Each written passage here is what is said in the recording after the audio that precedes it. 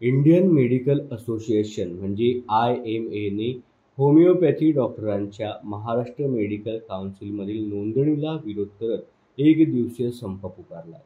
सरकारने याबाबत निर्णय न घेतल्यास बेमुदत संपावर जाण्याचा इशारा देखील डॉक्टरांनी दिल्याचं पाहायला मिळतं. राज्य सरकारने होमिओपॅथी डॉक्टरांची महाराष्ट्र मेडिकल काउन्सिल MMC मध्ये नोंदणी करण्याची प्रक्रिया पुन्हा सुरू केली.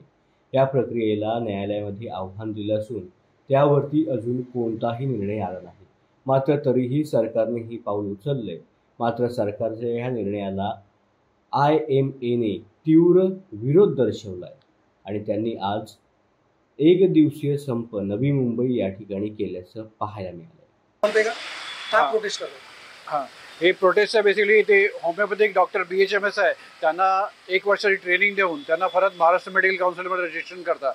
असं ड्युअल रजिस्ट्रेशन कुठला पण दुसऱ्या स्टेटमध्ये इंडियामध्ये कुठे पण नाही आहे. हे महाराष्ट्रामध्येच करतात. आमच्या प्रोटेस्ट त्याच्यावर आहे आणि त्यांना अलाव करता मेडिकल काउन्सिलमध्ये रजिस्ट्रेशन करून ॲलोपॅथिक औषध पण प्रॅक्टिस करायला अलाव करतात. तर हे काय 1 वर्षाची ट्रेनिंग आणि आमची 4.5 वर्षाची ट्रेनिंग, 1 वर्षाचा इंटर्नशिप आणि बाकी सगळं क्लिनिकल ड्युटीज करून नंतर त्याच्या कंपॅरिझन तुम्ही 1 वर्षाच्या ट्रेनिंगमध्ये तुम्ही कसं करू शकता. त्याच्यामुळे त्यांची एज्युकेशन वेगळ्या पद्धतीने होतं होमिओपॅथिकच्या आणि ते त्यांना आयुर्वेद महाराष्ट्र मेडिकल काउन्सिलमध्ये रजिस्ट्रेशन करतात. ते त्याच्या अगेन्स्ट आमच्या प्रोटेस्ट आहे स्पष्टपणे. आणि येस, माझं नाव डॉक्टर जितेंद्र गव्हाणे आहे. आम्ही भारतीय बाल आरोग्य संघटनेला बिलॉंग करतो, जी IMA ची संघटना आहे.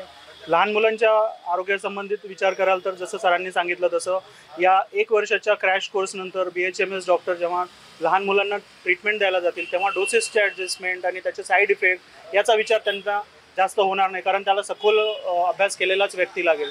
तर त्यामुळे आम्हाला असं वाटतं की रुग्णाच्या जीवाशी खेळ होणार आहे असं जर परमिशन दिली तर.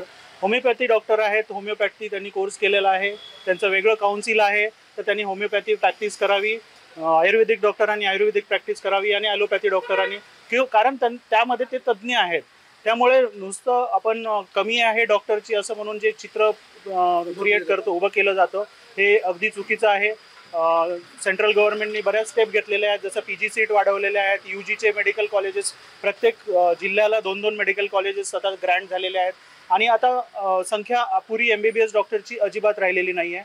त्यामुळेच आम्ही पण सगळे रूरल क्षेत्रामध्ये काम करायला तयार आहेत.